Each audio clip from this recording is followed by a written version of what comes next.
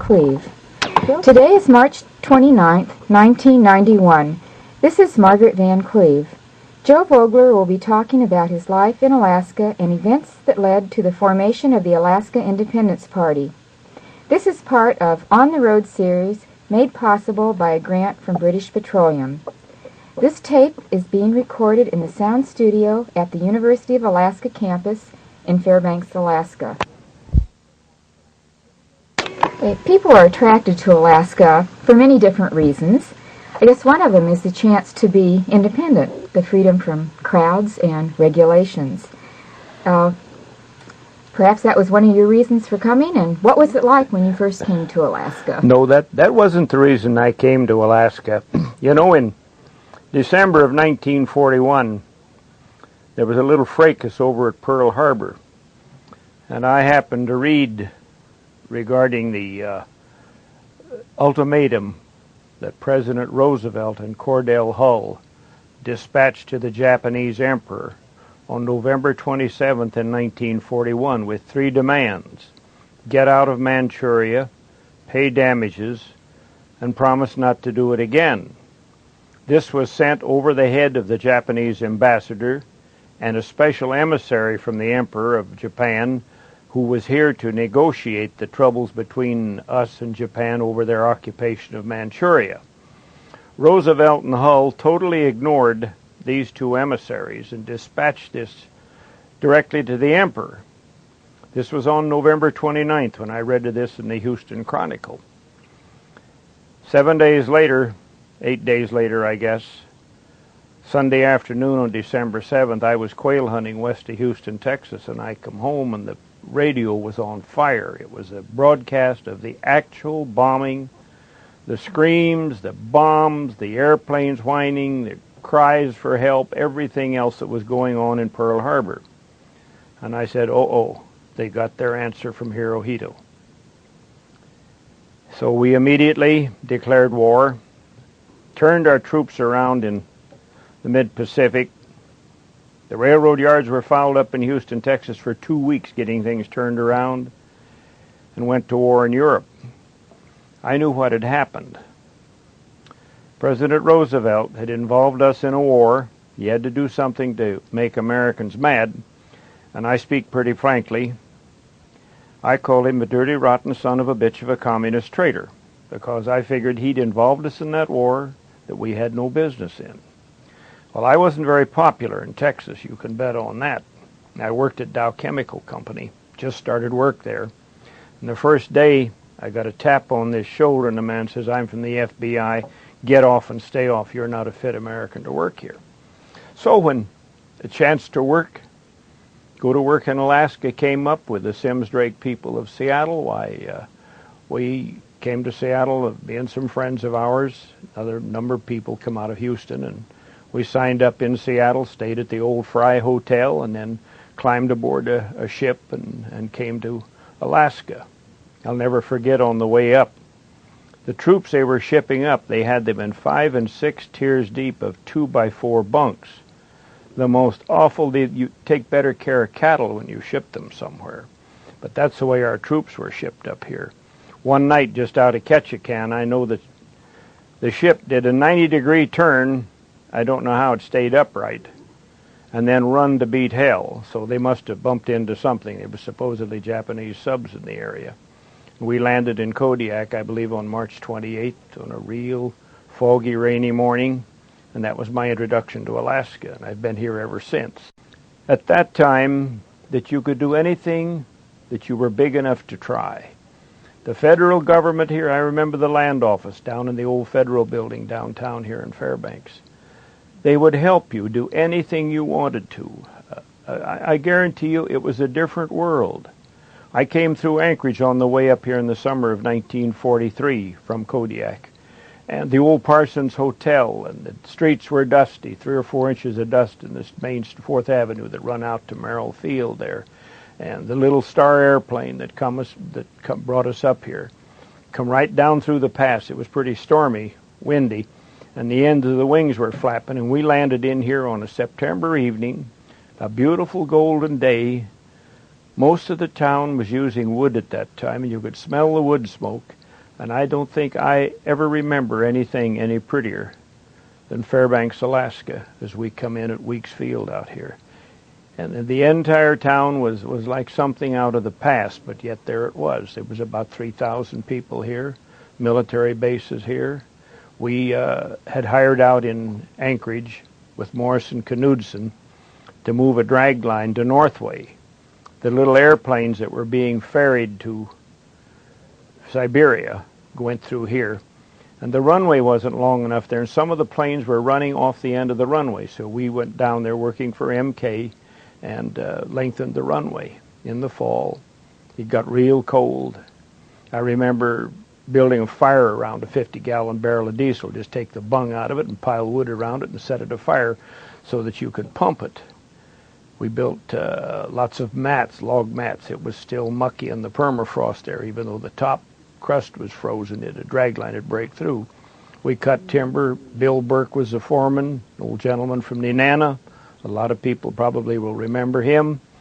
And we did anything and everything. It was quite an introduction to a land that was still pretty new, and the people were wonderful. They didn't ask you any questions, except how could they help you. I was absolutely amazed that there was still a place where people were so friendly. A lot of newcomers coming to Fairbanks in those days. First stop was Eva McGowan. So God bless her. She was a little Irish lady. And the old Nordale Hotel down on 2nd Avenue, it was on the, I guess it would be the south side of that. And she had the sort of the front room to the left as you went in there, to your right as you went in the door. And she sort of held court there. She would help you try and find a place to sleep or a place to build. Or she was just the town hostess. And Eva McGowan was a queen in her own right, I guarantee you. Now, she wasn't. She kept a little bottle in her handbag, and she'd have a nip as the ladies would sit there at the Model Cafe and yak at night. And it was quite a town. The Model Cafe was there on 2nd Avenue between Cushman, just off of Cushman, and it stayed open 24 hours a day. If you hit town and were broke, you could go there. The owner would give you a meal ticket for 30 days, and you could pay up when you got the money. I know we had an awful time finding a place to sleep. My brother and I, he came up with me and some more people from Kodiak. And the old NC garage was on 4th Avenue. Now, that was where the line was located, see. And we were so hard up for a place to sleep that we just threw sleeping bags down in one corner and did our resting there. And I never forget one night there was a drunk looking for the line, and he come staggering in there and fell over us. We had to throw him out. I guarantee you it was quite a town, but the attitude of the people was something to behold. It was the friendliest, most lovable place with all of the duress and the strain they were under. See, the little planes were coming in here, and then the Russian flyers on R&R from the Eastern Front would come in here and fly them west. They used to eat out at the cafeteria, which is right across the street from the old BLM building on the field. It's just through the main area there on your left. It's a long, low building, and I've sat in there and talked with many a Russian pilot. They were very, very fluent in English, some of them, and they would talk quite freely. It was something. The headquarters for the Russian commandant was on Illinois Street, right next to the mortuary, that big house on the corner over here, just across from it used to be the old road commission, see. That's where the commandant was. They shopped in our stores and took everything home back to the Soviet Union. See, there was no shortage of anything in Fairbanks. There was no ration certificates, no ration coupons. You could get all the gas, tires, clothing, whatever you needed. We didn't know there was any rationing at all. And the Russians took advantage of that, taking things back home. It was really something back in those days. So they were pretty much seen about town. Oh, they were just around the town. You'd see them shopping and walking around, and they'd load up with things before they were going back home through Siberia to the Eastern Front, delivering the little planes. All the there was a little twin boom plane, and there was P-38s, and I can't give you the names of them, but I know they flew low and fast. I'll never forget one story on Ladd Field. These pilots would take off crosswise of the runway, and the American commandant, he sort of was complaining about it, and the Russian commander, he says, well, you've got to forgive them. When they have an air raid warning back in the war zone, if they don't get off the ground any way they can, they'll never make it. That's the way they have to behave there, see. If they're going to get off the ground, so please don't tie into them. So they kept on doing as they were, see. It was something, I guarantee you. It was a different world, but the freedom that was here, even in wartime, was absolutely unbelievable. The people worked, they do whatever they had to, and there was work here, and it was a very remarkable situation. But the friendliest people, and the government, all the government offices, the land office was the big one. They were the most helpful. This was the one located in up in the fourth floor of the see, there was Harvey Carlisle ran it for a while. He was an old white-haired gentleman, and there was Evelyn Shanks. She ran it for a while, and Fred Weiler was here for a while. I think he was up here hiding out from the draft. He was an Eastern Society man, and got himself pretty well situated for the war. It was something, this plow town was. Oh yes, you were isolated. It was. I'll tell you what. You didn't get much news or anything. They had the Fairbanks Daily News Miner. There were no TV stations at all. I think there was one or two radio stations. And most of the jobs, a lot of the jobs were 7 days a week. At Kodiak, the first one, I was there in 42 and 3. That was all 7 days a week, day and night, 12-hour shifts. Now, were those civilian jobs? Those were civilian jobs. The military, they were on alert practically all the time. I remember on Kodiak, to go back a little bit, the Japanese were in overhead looking for the base. It was pretty cloudy, and they were scrambling to build revetments. They had every piece of equipment out there building revetments for the planes. It was really interesting. I saw a little gunboat that come in, and the empty shell cases were 2 and 3 feet deep around the guns. It was one flyer come back one time, and he had dropped a torpedo on the deck of a Japanese flat top over in Bristol Bay. He'd forgotten, in the excitement, that it had to be armed by going through the water. And he'd watched the torpedo roll off the deck and then into the water. He laid it down too close, and it laid on top of the deck and rolled off. It wasn't armed yet. Oh, there was lots of things. It was something there in the summer of 42. Did you get see a lot of the activity of the highway when it was being built in 42? Well, not too much. You see, that was pretty well over.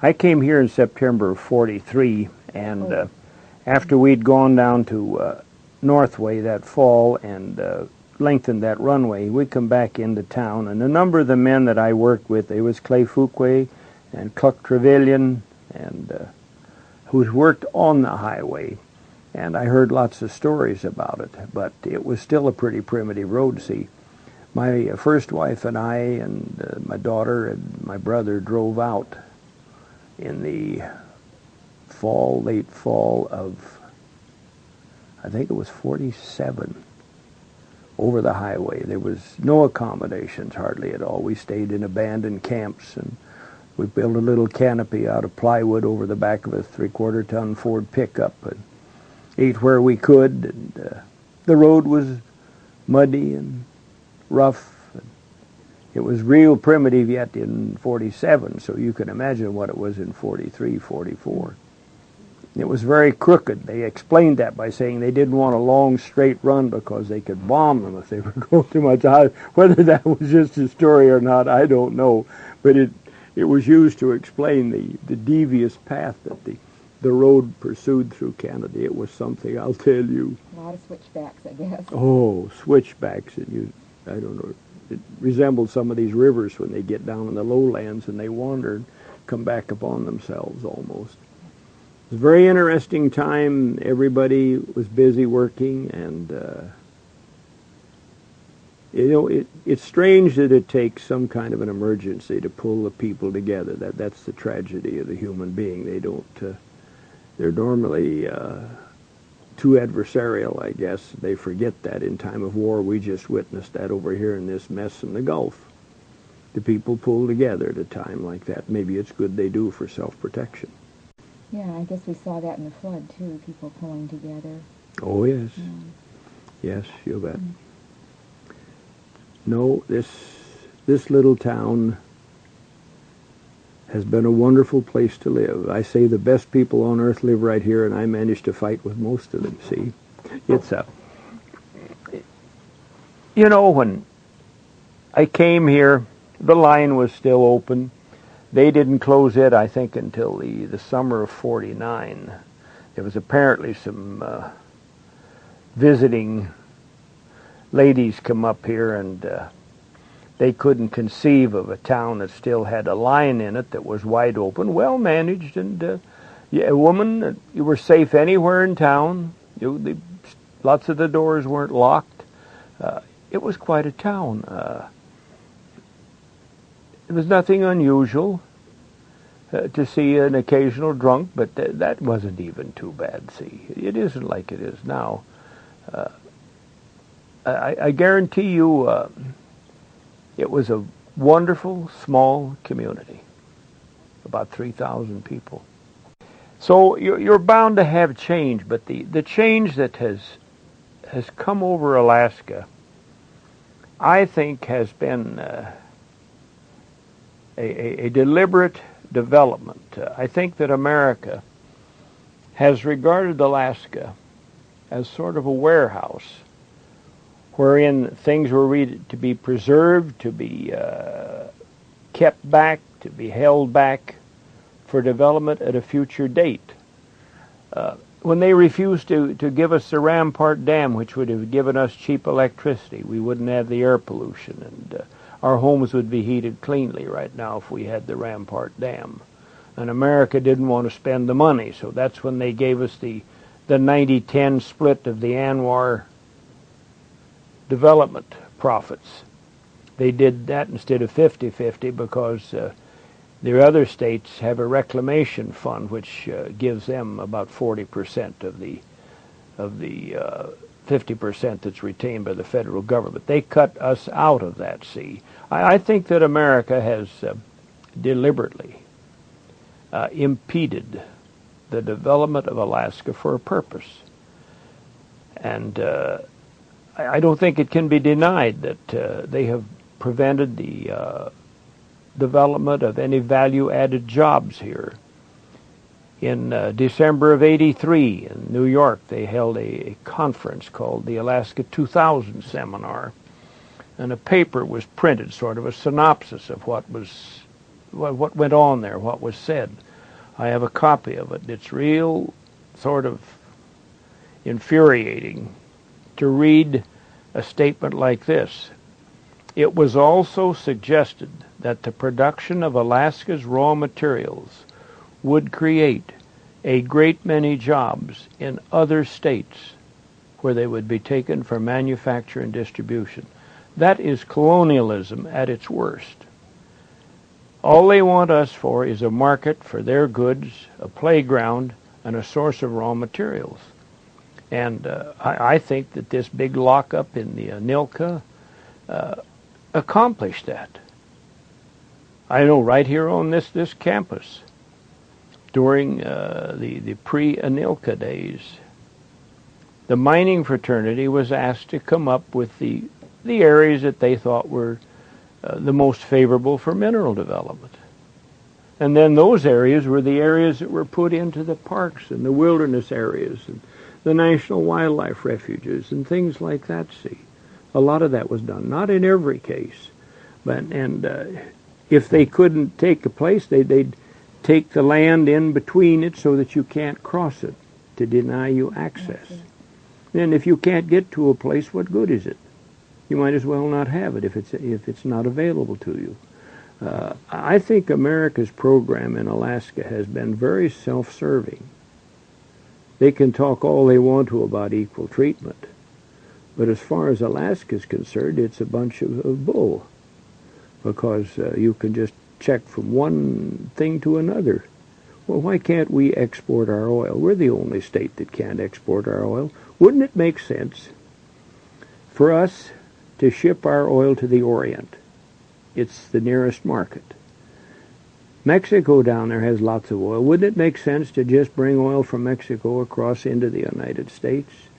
The oil from the Gulf states should go to Europe. That's their closest market.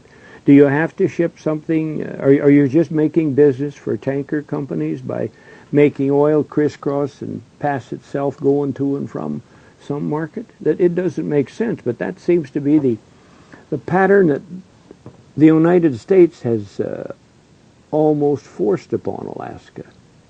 Well, why should we not be allowed to finish our lumber products? Why shouldn't we be allowed to refine some of our oil? Not all of it. We don't need it. There aren't enough of us here to fill the jobs. But if Alaska doesn't get some value-added jobs, and we wind up like Mr. Udall is alleged to have said, if you're going to live in Alaska, you'll either be working for some branch of government or on relief. If that comes to be a reality, heaven help the children that are born here and the families who would like to stay here. That's the part that I complain about, is that we have not been allowed to develop. You could get land real easy. Now, that's the history of homesteading, but yet it was open to the people. See, my father was born in a sod dugout in Marshall County, Kansas. We looked at the hole in the ground here in 1989 when we went to our 60th reunion. We found it. And what was wrong with the country that developed its land that way and has gone on to become the greatest nation on earth? I think it's going downhill now because of the policies of the government. How many homeless people in this country? That's a problem they've got to face someday. And as long as they have real property taxes, they will use it to finance many of the costs of government, and it will just price out the maintenance of homes for many, many people. Until they put taxes where they belong on an income tax, everything has to be paid out of income anyway. Why tax a person's savings account in their home? You know, if you figure it, you could buy a home for $100 down now from HUD, and you've got $100 in that home. The bank's got the other $49,900 in it. You're paying taxes on the whole thing, on your $100 interest. Wonder what the millage rate would figure on that $100 interest. But these are policies that must be altered, and the land must be given to the people. The time will come when they will have to limit the amount of land that one individual can own, because as our numbers are increasing, what is there, 250 million? There was 105 million when I was born in 1913 about. Probably, yeah. So 70 million, something like that. We're going to have to limit that someday, but I think the people, that was the nice thing about Alaska. You could get land here, just like you could back when my grandfather came here in the 1860s. And my mother's people, I don't know, maybe 100 years before that, Indiana and Illinois, somewhere in there, land was available. And that's what built America. The time will come when it won't be available, but until it is, get it to the people. It's no good. You've got to be able to develop it, to use it, to make homes, to make jobs, for families to live on. The people are the best stewards of the land. The people, the government. I don't think the government. See, in the 13 colonies, the American government had absolutely no real estate. They had to beg 2 states to give them the seat for the central government, namely the District of Columbia. They didn't have any land. They were given the power to buy for forts, magazines, arsenals, dockyards, and other needful government buildings. The same should be true here. All the land in the western part of the United States should be divested. The government is not a good landlord. No way. Especially in Alaska. Our people need land here. You try and get a piece of land from this state now. You're whistling Dixie. Yet our Constitution that was formed right on this hill, you know what our Constitution says, Article 8? It is the policy of the state of Alaska to encourage the settlement of its land and the development of its resources by making them available for maximum use consistent with the interests of the people. Have we lived up to that? You get agricultural rights. What the hell are agricultural rights? They're nothing that you can borrow a dime on. If you get a home site from the state, they'll tell you what you can do with it. They retain mineral rights. That's right. We have been established as a socialistic state with the mineral rights supposedly to finance their state. I don't think we can ever depart from it, but I myself would like to see a 5% mineral interest reserved to the state and give the other 95% to the individual. Give them homesteads of 640 acres, get it away from the federal government. I wanted the native people to get 100 billion acres, but I didn't want it to go to corporations. A corporation defies God's laws of mortality. They don't die. Give it to the individual. It'll be broken up and they can use it.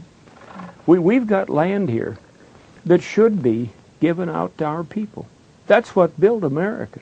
That's what drove the meadow that I cut prairie hay on in Washington County, Kansas, had 22 wagon ruts side by side. They got so deep here they just moved over the width of a wagon, making so much dust, I suppose. 22 side by side, going from southeast to northwest. That was done in the 40s, 1840s, and it was still there in the 1930s. 20s and 30s when I was a boy there. What's wrong with that? It didn't hurt anything. It developed a country, a great nation. Alaska has to get the land out to the people. We've got to get it away from the government. The government has no business owning land. If you want parks, let them be privately owned parks. Government is the most inefficient, expensive, self-serving owner that you can find. They build up their own little kingdoms, and pretty soon they're worse than feudal lords. Do you think our being so far from the rest of the country has had something to do with it? Certainly. Yeah, we're just inaccessible geographically. Wait, see, what people don't realize is this, that in the Constitution, at the Constitutional Convention in the summer of 1787, those men were not designing a government that would ever hold a colony. They just had a belly full of colonies. They'd had so much colonial abuse that they fought a bloody war to get away from it. They made no provision for the government to own any land except forts, magazines, arsenals, docks, and other needful government buildings and the central seat of government.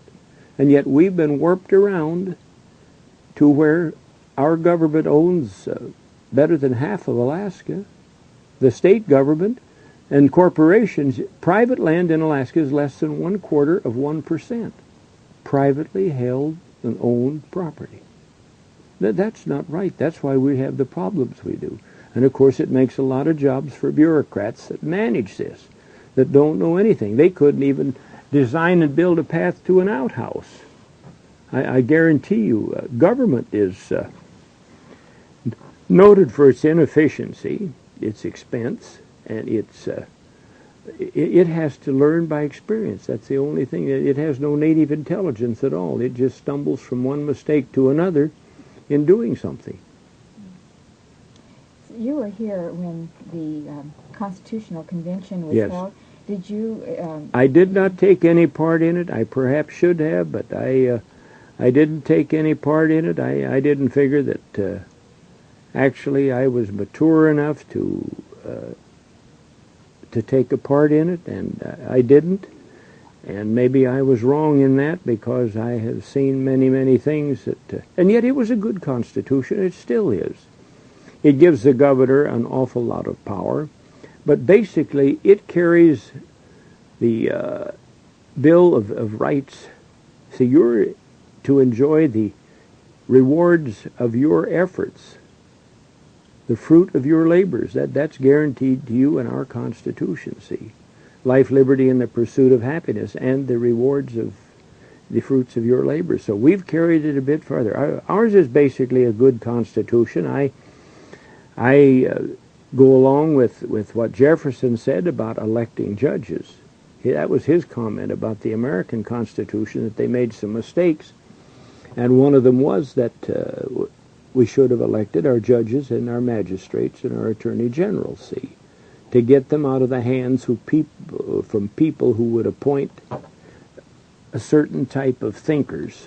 So you can warp a country to the right or left by the social, economic, and political thinking of the men and women you appoint to the Supreme Court. Your other court's the same, see, and that's what's happened to America. They've departed from their original principles because of the judicial system. For instance, the Constitution says, all legislative power herein granted shall be vested in the Congress. It shall consist of the House and the Senate. That's pretty plain. Can you explain to me how a park superintendent up here can make a regulation that for his park, but you can do or what you can't do? They publish it in the Federal Register for 30 days, and whoever reads the Federal Register, it's the most boring thing you've ever picked up. But after 30 days, it becomes law. The executive branch of the federal government is now doing the major portion of the lawmaking.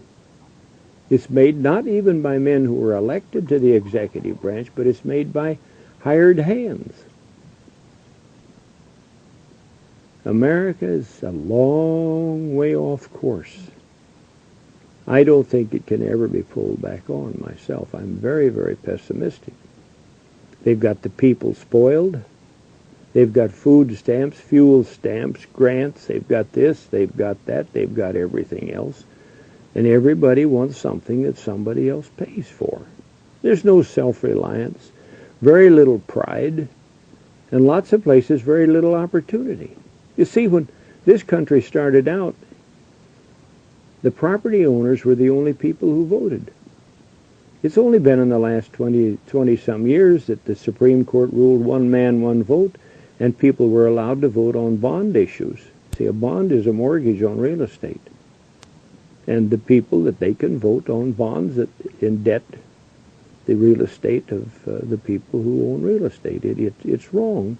But this is how America has moved away, I think, from its original course, almost 180 degrees.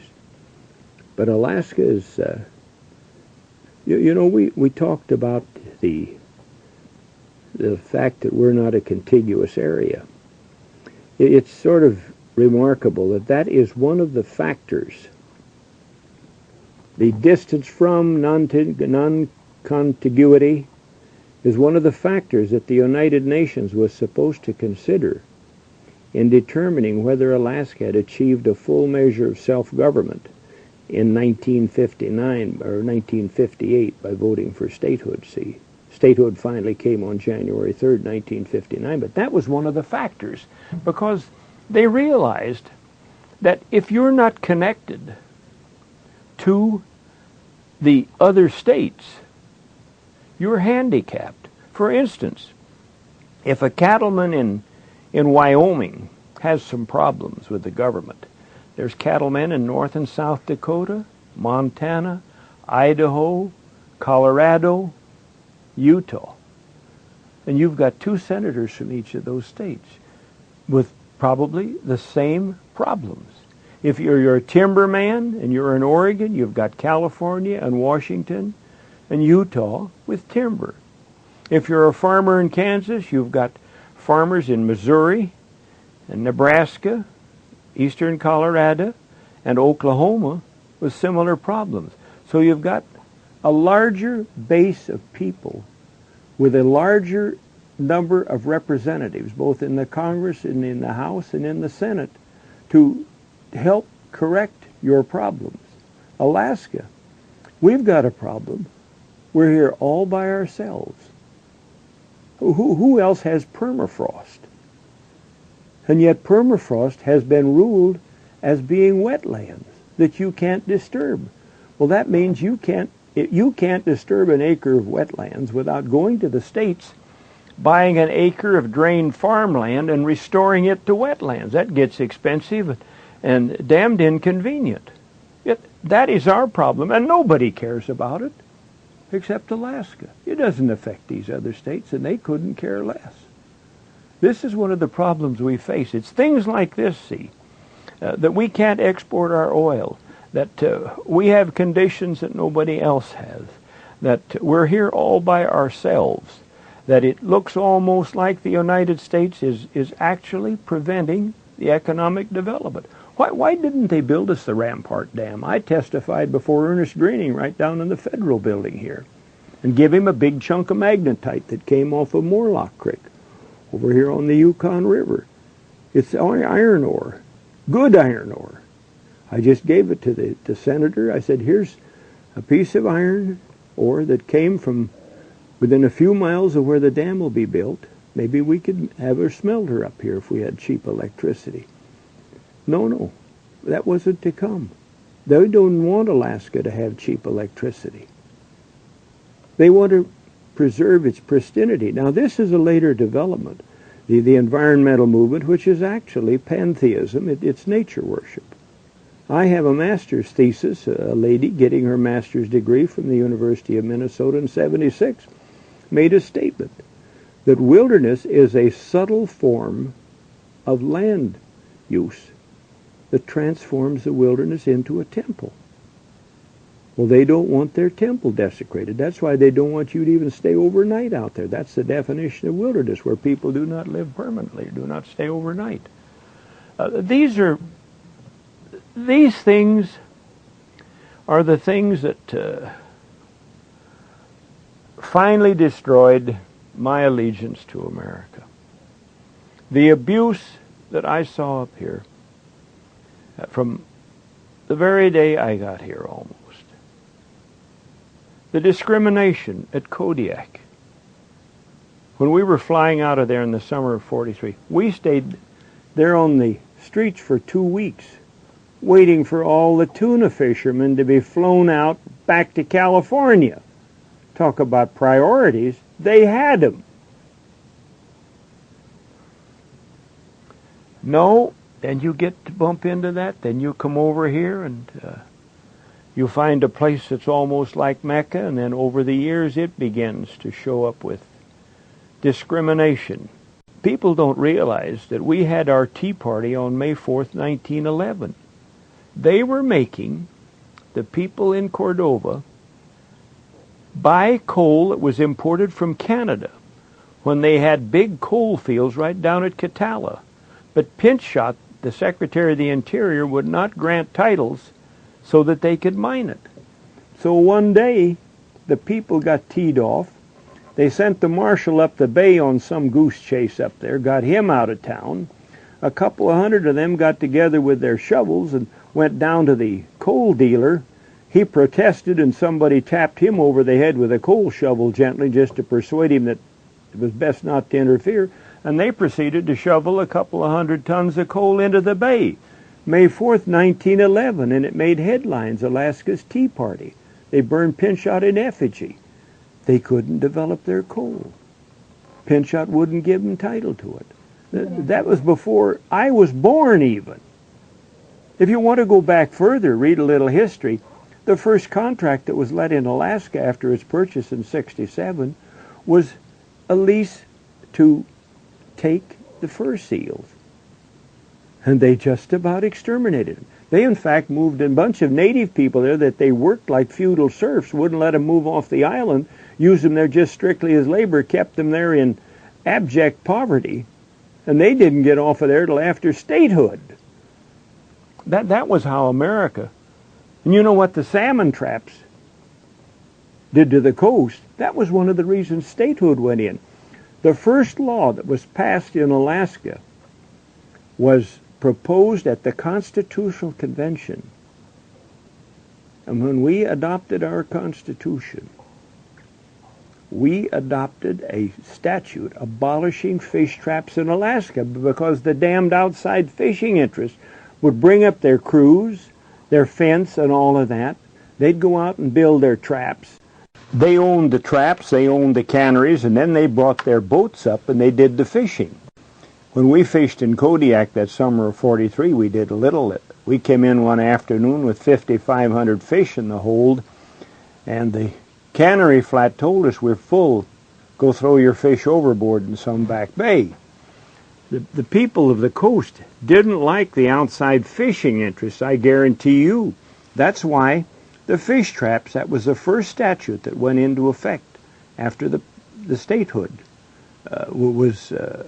vote was held, and we were deemed and declared a state. See, that was the first official act of the state of Alaska, and we abolished fish traps. It helped put statehood over. It and the military vote. Just a word on that. The statehood vote on August 26th in 1958, they let military vote if they were over the age of 19, and their dependents also. See, that was the only time they could vote without accepting residency and losing their overseas status. There were 41,000 military personnel and 36,000 dependents. Anybody over 19 could vote. They held meetings on the bases and told those people that we needed statehood to go help us get it. This is how the statehood vote was put in. Nowadays, I just read the other day that Mr. Gorbachev, President Gorbachev of the Soviet Union, refused to recognize the plebiscite in Lithuania because they wouldn't allow his thousands of military personnel to vote. So what's new in Red China? I guarantee you. It's things like this, see, that then when we get to the pipeline and the delay there, that's what finally, in a spring day of 1973, a friend and I were in the garage up on the hill off of Farmers Loop Road talking, and I don't know where the thought come from. We were giving the Court of the United States, they were having a hard time deciding whether or not you could put in a pipeline and give them a permit for 75 feet on the side of each side of the pipe. That'd be 75, 150, 104 feet, 4-foot wide pipe, thick pipe. And the law only allowed for 50, for 25 feet. And it took them 6 months to figure out that you couldn't give a 154 foot width permit under a law that only authorized 54. And I think I made a comment that a sixth grader could do better than that. Sixth graders could do better than that in 6 minutes. They could figure that out real simple. But yet they were just stalling us, see. That I said, well, why don't we go for independence? And this gentleman and I, Fred Wilkinson, we talked it over for a while, and that night I sat at home there, and I was writing up a petition seeking a vote under United Nations auspices. I don't know where I got that idea for sure, to determine whether or not we should become an independent nation. And it's sort of strange. Bob Miller called me. He'd just gotten back from Seattle that Sunday night, and I told him what I was doing, and he said, that's funny. He said, you know, this morning about 10 o'clock I was talking to my sister, Cliff Berglund's mother, who lived in Seattle, and she said, why don't you people break away and go on your own up there? You could make it. Do thoughts travel? See, that was 10 o'clock in the morning. That would have been about 8 here, and I didn't think of it till that afternoon. Do thoughts, are thoughts common property that go through the space of air? And I wondered about it a little bit. We put that together, and I announced this petition, and the phone come off the wall of the house trailer, and we didn't have the money or the time to put it together, but we did learn this 10 or 15 years later. A friend of mine said I was in Congress in the halls of Congress at Washington, D.C. at that time. And I was asked many, many times, what is this independence movement in Alaska? And probably if the truth were known, the fact that we started that independence movement in the spring of '73 may have been very influential in getting the pipeline going. Now that's just a spin-off we didn't know anything about, see. It's the next year, 74? The 74, that's right, see. Now, we started the Independence Party in '74, and I ran for governor just as a way of advertising and publicizing the fact that Alaska does have some more choices. See, Alaska was never told that we were placed on the list of non-self-governing territories in 1945 by President Harry Truman. Guam, Puerto Rico, the Virgin Islands, the Panama Canal Zone, Alaska, and Hawaii were listed as non-self-governing territories. And under the United Nations Charter, any signatory member which has or requires a non-self-governing territory has a sacred trust and a paramount duty to the inhabitants of that territory to see that they develop politically, socially, economically, and educationally. They didn't tell us anything, see, yet they were supposed to. We didn't learn this till my wife and I made 2 trips back to the United Nations in the 70s and early 80s. We learned a lot of things. Then Uncle Sam, we brought back a lot of General Assembly resolutions. They were supposed to hold conferences in Alaska and involve elected representatives in the process of decolonization. See, the colonial empires of Britain, France, Spain, Portugal, and Belgium were all destroyed by the United Nations Charter. What's Britain? They've got Belize and Gibraltar and one more little country. The French have an island over there in north of Australia. That's all they've got left, see. Oh, Tahiti? No. It's a Caledonia or New Caledonia, something like that in there. I don't know what it is, but that's all they've got left. The Belgians have nothing. The Portuguese, they have nothing. America still has Alaska, Guam, Puerto Rico as a Commonwealth. They give them the chance of accepting Commonwealth, 3 choices in '53. When we voted in August 26 of '58, Colonel John Manders and a big group of people in Anchorage wanted to consider Commonwealth.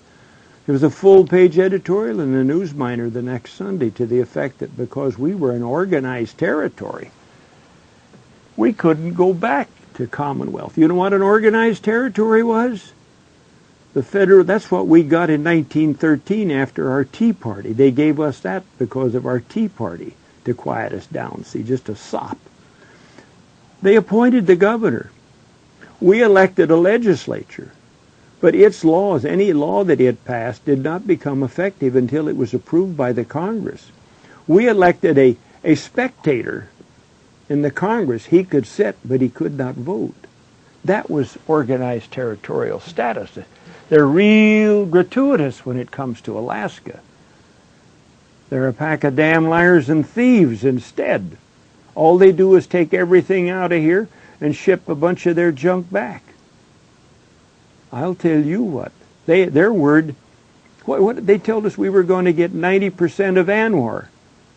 And then Bush has the nerve to invite our governor back there to tell him he's going to take it all. You know, Wally Hickel is a very kind, diplomatic gentleman. If that had been Joe Vogler, I'd have said, Mr. President, you're a damn thief and a liar. And I'd have got up and walked out. What's wrong with those people? There's nothing sacred about their word or their signature. I tell you what, why can't we export our oil? Why of all the 50 states, just one state? Why do we have to use ships that are built in America under the Jones Act? No others. The rest of the states don't have to. Hawaii doesn't have to. Why is Alaska the only place that a white man can't own a reindeer?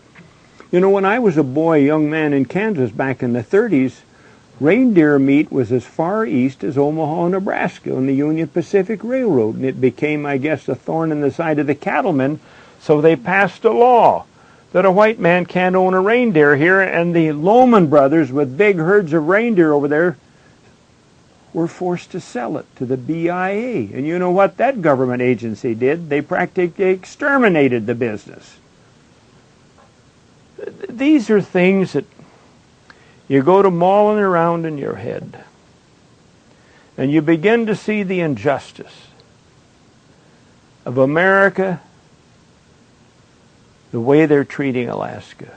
That quote I gave you earlier about the Alaska Seminar, 2000 seminar, where the production of Alaska's raw materials will create a great many jobs in other states where they'd be taken for manufacture and distribution. You get all of this information behind you, and you figure, hey, why weren't we given the same rights as Puerto Rico? Puerto Rico will vote next year for the third time whether they remain a commonwealth, become a state, or become independent.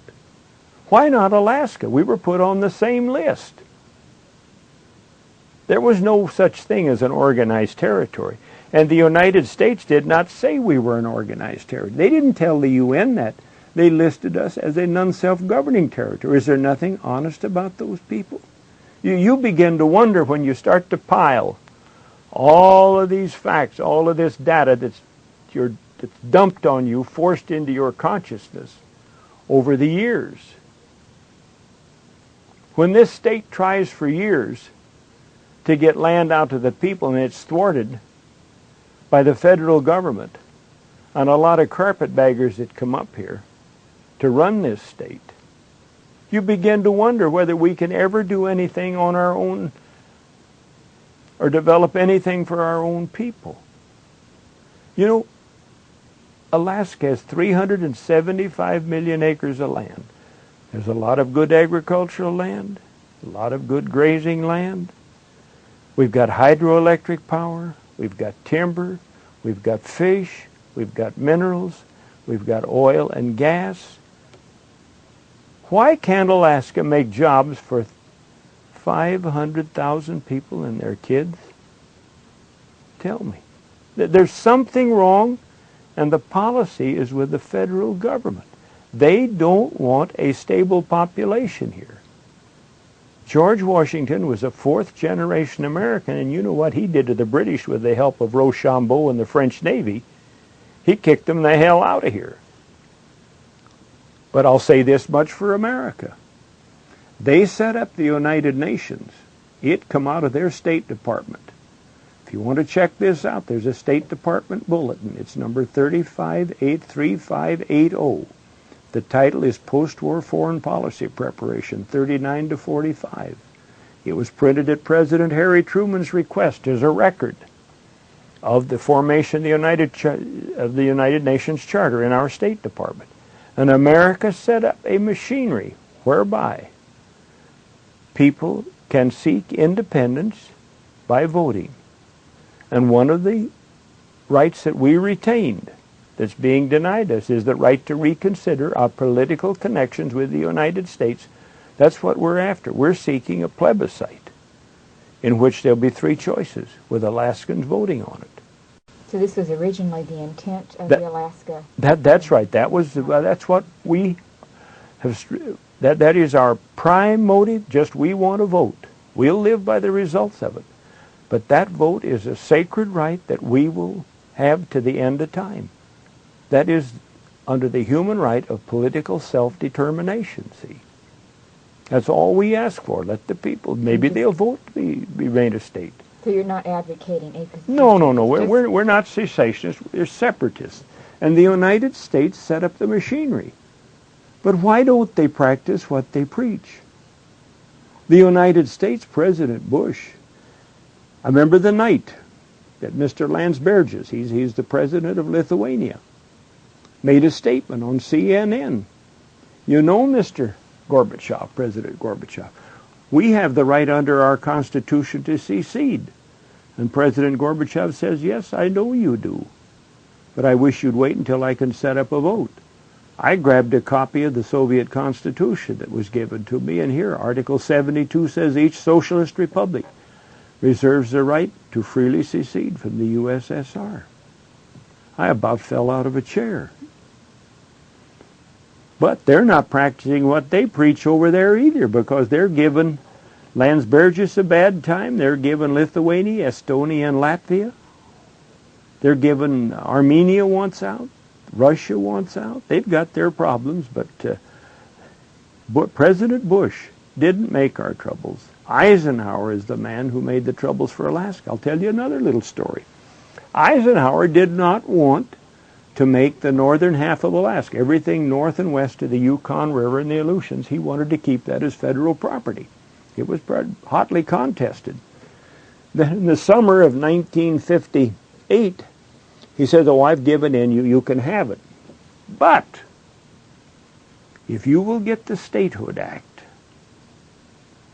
Article 10, Section 10 says, the President may, at any time, reserve all of that land lying north and west of the Yukon River down to a certain latitude, then south across the mouth of the Kuskokwim, then down across the Aleutian Islands, and then to the west. It's the northern half of Alaska that the President can reserve as an exclusive military reserve any time he wants to. And the only sovereign power the state of Alaska will have there is to make the election laws." Now, isn't it strange that in the bulletin, see, when they print a big bill, a long, lengthy bill for the Congress, they know the congressmen have a lot to do, so they put a synopsis, a summary out, a shorter version for their convenience. And I suppose normally that's what most of the congressmen read. That's House Resolution 624 that accompanied the statehood bill, which was House Resolution 7999. I think they were entered on July 7th in 57, and then, no, in 58, and were considered. The shortened version reads like this. This is the one that most of the Congress read. The President may, 6 little words, prior to Alaska's admission into the Union, do this.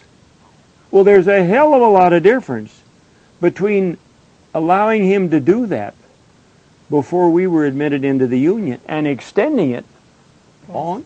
Isn't that something? So the Congress was even lied to.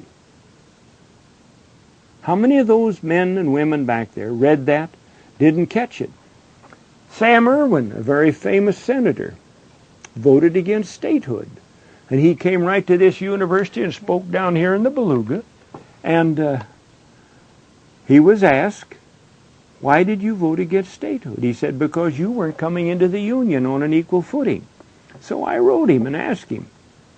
I have a letter from him. He says, "Yes, I voted against it because the President can reserve a big chunk of land in your state, and he can't do that in any other state."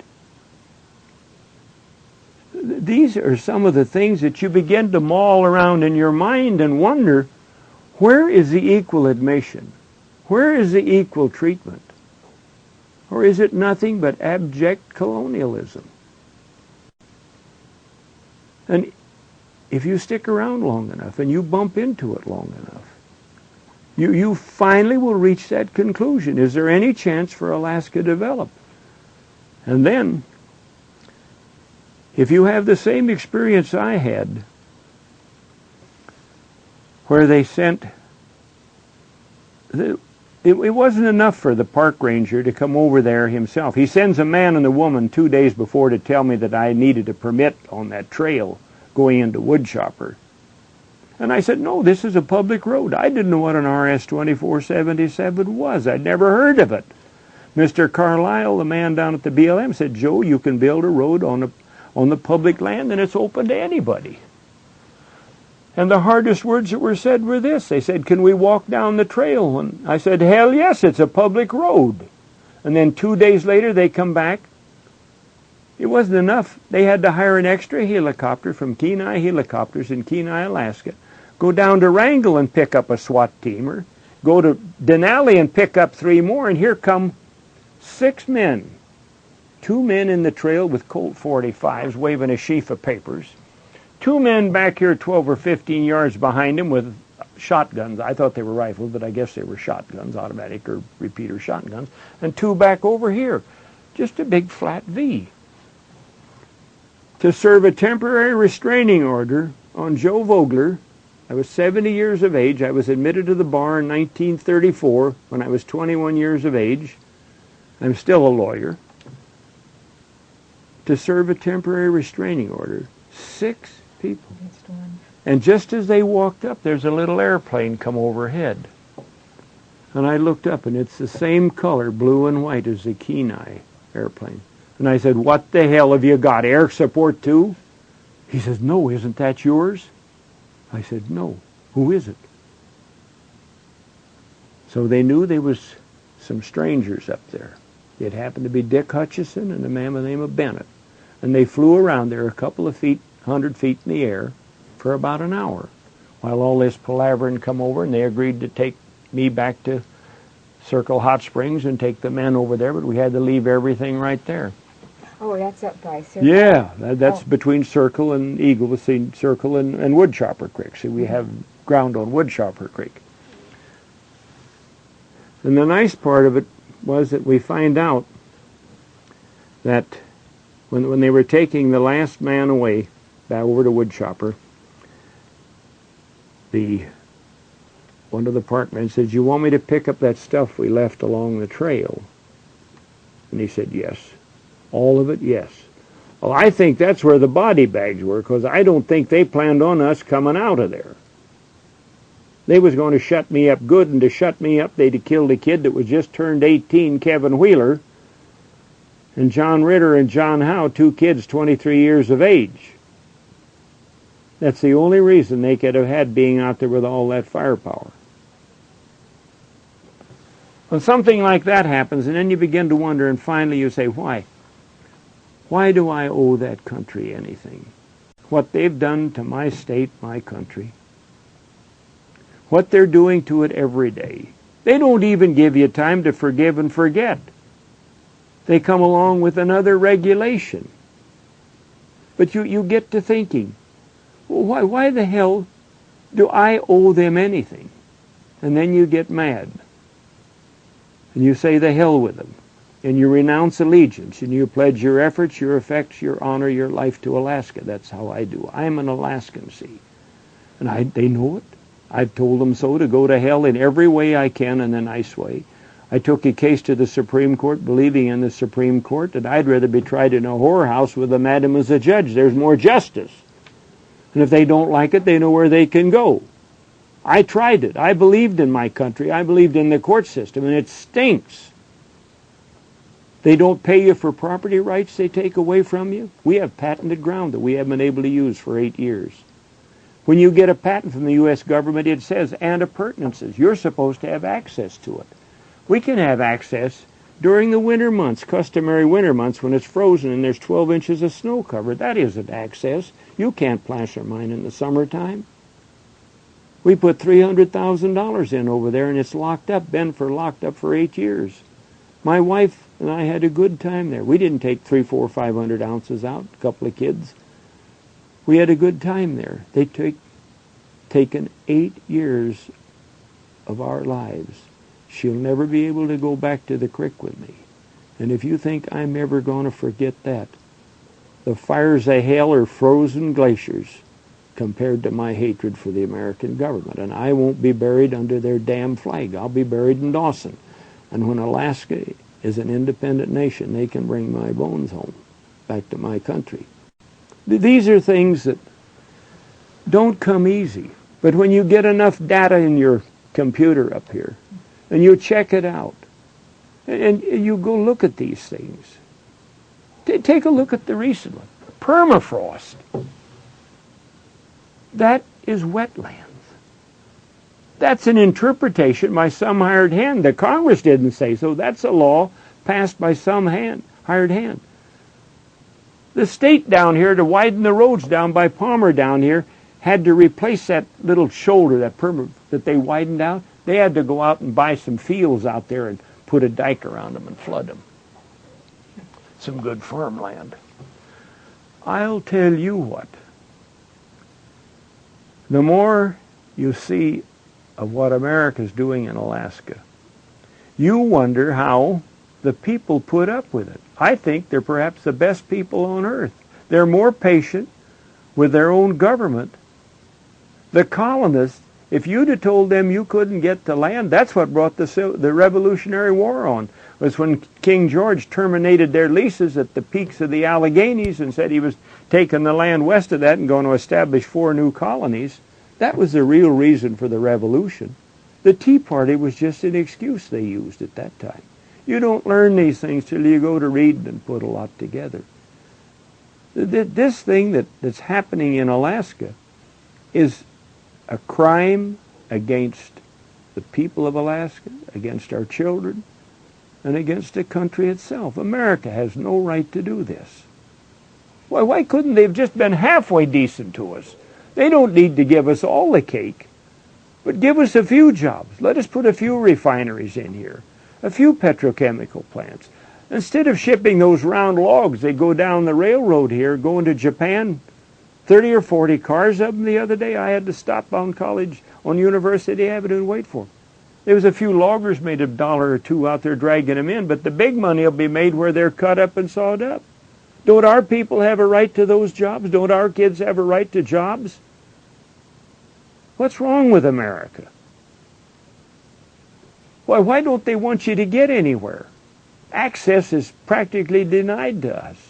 Why can't we export our oil? It doesn't make sense.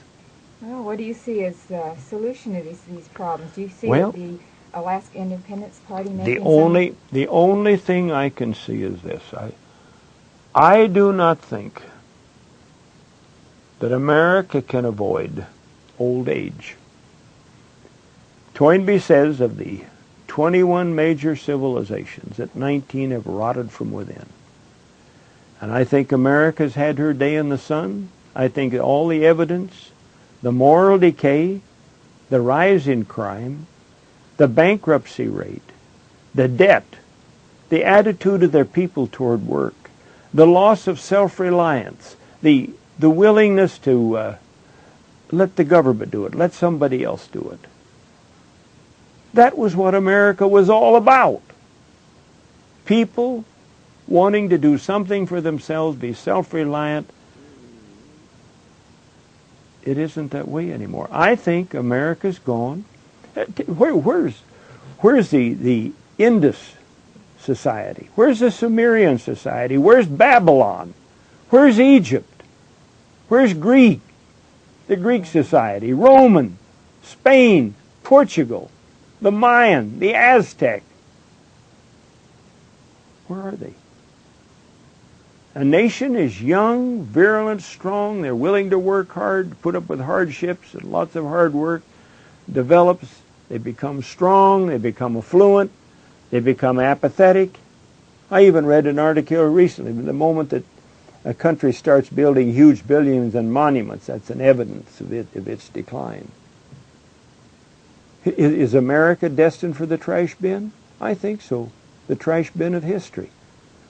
I see no evidence that there's a willingness to work there, to do. They don't want their people to. Look at this set of humanities books that were just okayed by the school board here, like that A Way of Love, A Way of Life. I learned what a queer was a long time ago. They've always been with us, but you don't eulogize them. Monkey see, monkey do. People learn to talk by hearing their parents talk. We're teaching them, showing those children, somebody getting cut up. Well, what the hell's wrong with America? Was Sodom and Gomorrah any worse than America is now? I hate to say this, but I have to, looking at it from the perspective of an Alaskan and seeing what they're doing to my country here. Why can't they be decent, fair-minded? Why can't they let us have enough of the pie so that we can support our kids here? Why do they have to go outside for jobs? Why do many families have to move out of here? With 375 million acres of land and everything we've got? Timber, fish, oil and gas, minerals, hydroelectric power, clean electricity. And when fusion comes along, you can pull the plug and the dam and let the water out, and you've got farmland like in Iowa. It's nothing but an old lake bed. Genetics now, you can take the characteristics that make a rhubarb hardy here and put them in other plants. You can move things around that will adapt plants so that we can grow practically anything here. We've got almost 22 hours of sunlight here in the summertime. That's the basis for the photosynthesis process that produces all green things and all food. Yeah, I read somewhere it's equivalent to southern Illinois in growing season. Yeah, but it's more intense while it is. It's shorter, but it's more intense. That plant doesn't get a rest for 12 hours of the day. No, it's doing double time. That's right. Take a look at our flowers. They're several shades brighter than other plants. There's no place that heals as fast as this country does. You break this permafrost, and here comes a bunch of alders and willows and fireweed and birch, and pretty soon you've got either ptarmigan eating on the buds or you've got a moose eating on them. Get rid of this. Permafrost is a hangover from the Ice Age. Why should it be preserved? I tell you what, it's the greatest country with the greatest possibilities, and there's so much that it could do and could have been a very, very proud addition of the United States if they'd just given us a chance. But they don't want a stable population here. I ask a question. Could it be that they're afraid of too many Joe Voglers evolving? Could be. What would they do with 1,000 people here that said, Uncle Sam, take your flag and get out? Listen to what Wally Hickles just said. You know, Mr. Roberts called me and asked me if I wanted to have anything to say, or suggestions for the State of the State's message, and I said, that's got to be Wally's. He's the governor. Let him put it in his words. And I sat in that chair and I heard him say that either you live up to our compact, or we may listen to the suggestions of the chairman of the Independence Party and take our star out of the flag. I about fell out of a chair. Well, he put it so nicely. And everybody knows what a statehood compact is. Now, it's a contract between us and the government. And all Wally wants to do, he's an Alaskan. He calls this a country. He told me he did many years ago. Got in trouble with it when he was back in Washington, D.C. But he just wants a fair deal. But he says if we don't get it, we'll go to the Court of World Opinion, the World Court. Well, what more can a man do? He has forced the United States to recognize that we do have a compact. This subsistence compact, that the Native Claims Settlement Act, people don't know what they're getting into there. Where occurring in the natural state, fish, wildlife, and waters are reserved to the people for common use. That's our Constitution. We paid for all Aboriginal rights. They were extinguished. How can they ask for them back now? Well, in this last election, certainly a lot of people supported your party. They supported Wally Hickle. Wally Hickle's a doer. If you know the man, he's a Kansas farm boy. The only difference between his father and my father was that his father was a renter, a sharecropper, about 100 miles southwest of us at Claflin, Kansas. And my father and the bank owned the farm. I think probably his father was better off. And he come to Alaska with his brother. This is his home. His family's here. His business is here. He went to work. He's built an empire, and he's an Alaskan. And he's going to see that we get a fair deal. And if he lives up to that statehood contract, why, I might be able to live with that. But I still want to see a vote someday because they've pushed me too far to ever come back. Nothing that America could ever do would get my allegiance again. I would respect them. If they give us the vote, I will be buried in Dawson. The moment they give us the right to vote on our political connection, I want my bones to come home because they will have lived up to their Constitution. See, their Article 6 of the Constitution says, this Constitution, all the laws made hereunder, All treaties made or which shall be made shall be the supreme law of the land, and all the courts and all of the states shall be bound thereby, nothing in their constitutions to the contrary withstanding. The United Nations Charter is a treaty. It's the supreme law of the land. Let them live up to it. Alaska and Hawaii have special status. They won't like that. They don't like it. You think they might live up to it? I think so. Look what President Bush is doing for Lithuania, Estonia, and Latvia. He says, the night that Landsbergis made that announcement, I remember what he said. He said, we agree with the rights of the Lithuanian people to do this and hope that the Soviet government agrees with it, accedes to their wishes. What more? He's done everything. I don't know how the man can turn around now and deny us that. Eisenhower's the man that double-crossed us, said he'd given up his claim to Alaska, the northern half of it, but he put that joker in Section 10 of the Constitution and concealed it from the Congress by saying in the shortened version prior to Alaska's admission, that was a lie. One thing even worse. If you want to read a book written by Dr. Klosnowski, right at this university, it's called The Interpretative History of Statehood. Page about 185, he said that the publisher, the Newsminer down here, went back to Washington, D.C. and hired private detectives to look into the personal backgrounds of those members of Congress who were opposed to statehood. And when they found some information that could possibly injure their public careers, found it possible to trade it to them for their support for statehood, that's blackmail. America. Why? Why did they do this? Why are they still doing it? Why did they just insist on more, more, more? They never let up. They never quit. They want more. I don't understand. Yeah, I'm amazed how you recall all these laws, section such and such. It's an obsession. How has your law degree helped in your struggle with I got out of school in May of 29, 16 years old. I wanted to be a geologist. I planned on going to Rolla School of Mines and working my way through, and the Summerfield Scholarship tryouts was held, and I won one of those scholarships that gave me 4 years at the University of Kansas. And my father had wanted to be a lawyer, so nothing would do but what? In a German household with a German father, why, you know. You followed Papa then. That's right. So I studied law. I didn't particularly care for it. I graduated in June of 1934 and was admitted to the bar in July, I believe, and never practiced. So it's been helpful but the one thing that it did give me a false hope was that I respected the court system. I believed in it. I thought that our Supreme Court was a fair-minded institution, and I find out it isn't. Those people will totally ignore something they don't like. And the most important case that was ever decided in the American courts was Dred Scott case.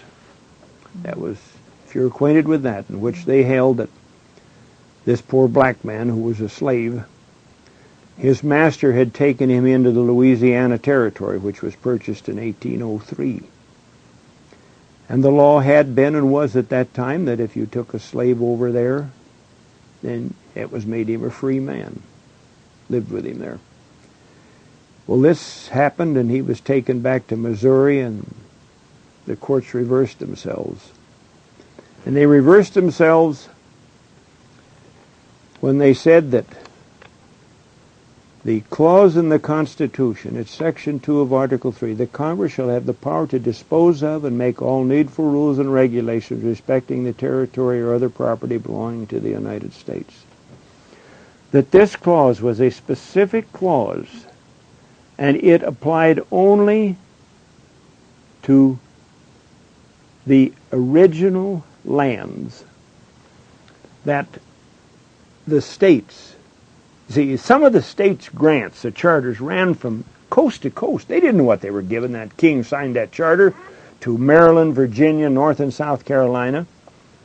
But Maryland held out in getting the Constitution ratified in 1781, when she finally ratified the Articles of Confederation.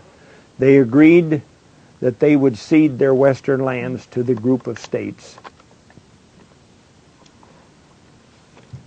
Well, you've certainly had an interesting, 50 years, almost 50 years Almost in Alaska. 50 years, yeah.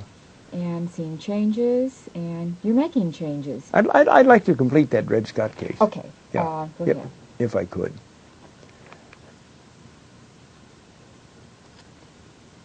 Yeah, go ahead. This case caused a civil war. They held that that clause of the Constitution only applied to those western lands. And the Louisiana Purchase was not a part of that. So they couldn't make any rules and regulations in the Louisiana Territory. Therefore, that slave was still a slave. That almost split America. That holding, that section of the Constitution was a temporary clause, only that ground, has been passed over now and used. That case has been overruled sub silentio, by being ignored, by silence. I never heard of it when I went to law school, but that was what the Supreme Court told me. The Ninth Circuit Court of Appeals and the Supreme Court wouldn't do it. The most important case in American history has been overruled by being ignored. America's gone. That's the part that burns me. Well, thank you very much.